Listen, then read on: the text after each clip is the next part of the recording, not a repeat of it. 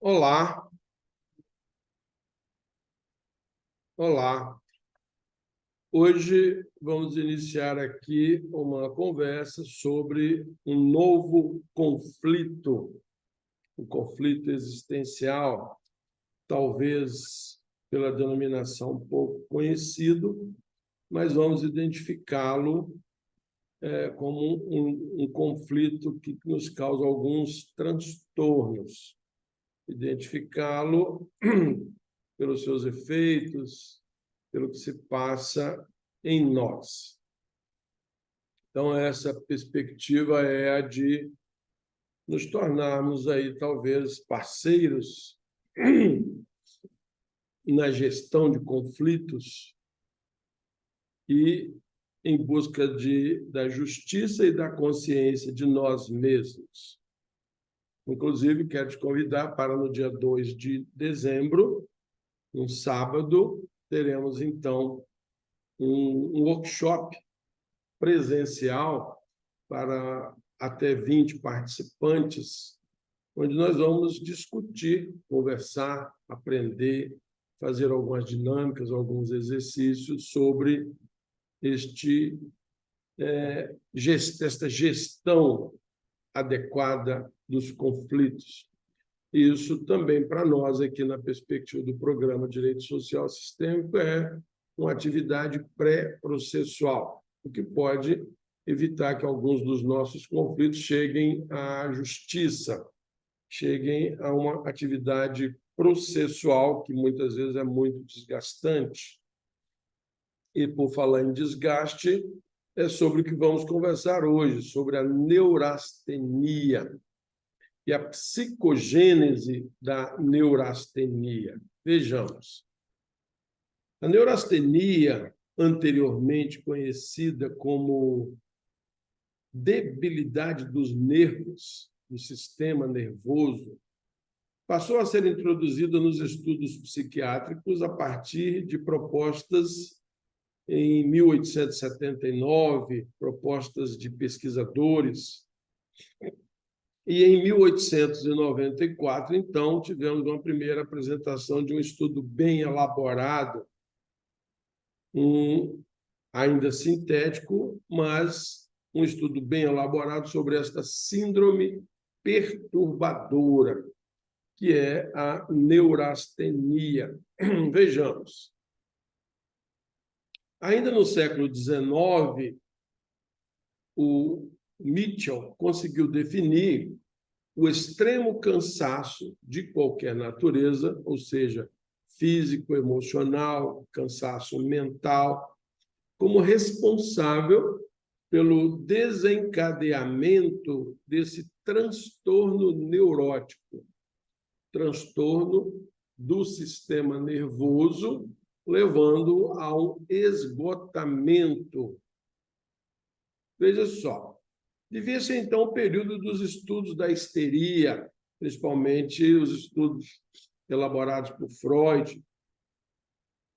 Havendo merecido de Pierre Janet e outros estudiosos associá-la, bem como os seus efeitos, a uma disfunção orgânica, geradora, então, do processo de conversão. Vamos entender, então, essa disfunção orgânica. Passou-se a acreditar que a neurastonia resulte de uma espécie de fuga da realidade, como uma desculpa inconsciente do paciente em relação aos fracassos pessoais, em relação às realidades de natureza perturbadora. A gente vive muitas situações que buscamos desculpar o nosso próprio inconsciente, né, em razão da nossa insatisfação, do nosso esgotamento. Então, se estamos tendo problemas de esgotamento, de cansaço, às vezes a gente precisa procurar isso no nosso inconsciente, em questões que nós, às vezes, queremos fugir delas, não tratar. Só que isso está lá, no nosso organismo, na nossa mente, no nosso campo psíquico, gerando alguns transtornos ou algumas disfunções de natureza perturbadora.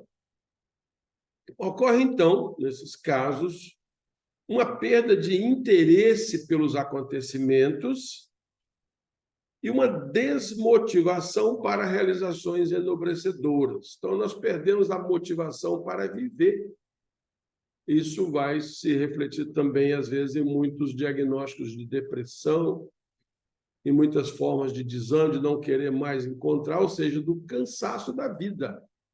Parece que nós estamos o tempo todo cansados, com ausência de autoestima. Ou seja, nós nos compreendemos pessoas fracassadas, pessoas incapazes, pessoas de irmos em busca de coragem para ultrapassar esses limites, o que é exigível. Então, a vida vai sempre nos apresentar oportunidades, ensejos para mudanças, para transformações. É a lei do progresso, exigindo que nós ultrapassemos esse transtorno neurótico. Não é possível negar-se que a neurastenia vincula-se aos processos organoneuróticos, em face da ansiedade que é liberada por via somática mediante a utilização do sistema vago-simpático. Vimos aqui o que é o sistema vago-simpático. Ao contrário do sistema nervoso simpático, que está associado à resposta orgânica de fugir ou de lutar ou fugir do corpo, então é organoneurótica. O sistema vago-simpático ele vai nos ajudar a descansar, a digerir e a nos acalmar. Então, o sistema vago-simpático é um sistema fica aqui na região hipotalâmica, se podemos dizer assim, do hipotálamo, né? Ele liga também o sistema simpático, mas às disposições, podemos dizer assim, às disposições da alma, para alguns do perispírito, de um corpo glorioso, de que também somos portadores, mas que é, então, um processo psicossomático. Então, tanto o desgaste, mas a função do nervo vago simpático é nos alertar, e aí nos mostra, às vezes, algumas dores, né? Alguns cansaços, isso com reflexo no nosso organismo. Mas precisamos cuidar, então, é hora de, diante desses avisos do sistema vago simpático, de buscar uma recomposição, de repente um passeio, mas vamos tratar disso mais na frente aí, na forma da terapia da neurastenia. Por outro lado, diversos autores descrevem o transtorno neurastênico como mais próximo da histeria, esse transtorno, preferindo outros ainda caracterizá-la como expressão depressiva com manifestações maníacas e tendências à esquizofrenia. Veja a gravidade que pode alcançar, então, esses processos neurastênicos.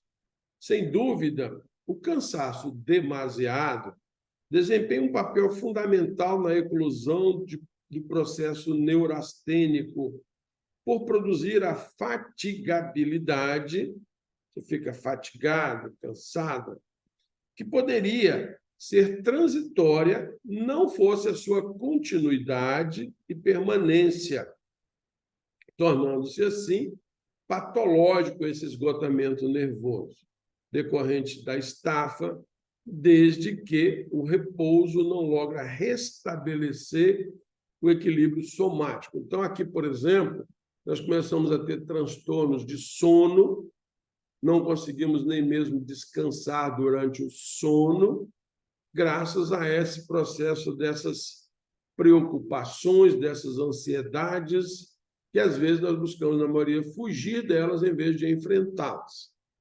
Então, precisamos compreender essa psicogênese da neurastenia. É nesse estágio que se apresentam a irritabilidade, o mau humor, o pessimismo, caracterizando a presença da neurastenia.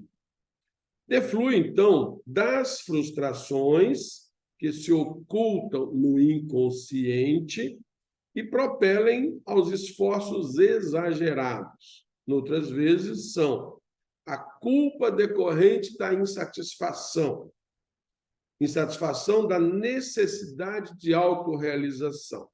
Veja só, nós não conseguimos a autorrealização e o inconsciente nos culpa, nos levando, então, a esse transtorno neurastênico que se manifesta, então, na forma de vários tipos de cansaço físico, mental, mas destituída de autoconfiança em relação ao seu êxito. Veja que nós ainda buscamos essa autorrealização, mas a culpa não vai nos permitir, porque estamos com a autoestima baixa, a nossa sensação de autorrealização, não gerando a suficiente autoconfiança para possamos compreender que podemos ter êxito.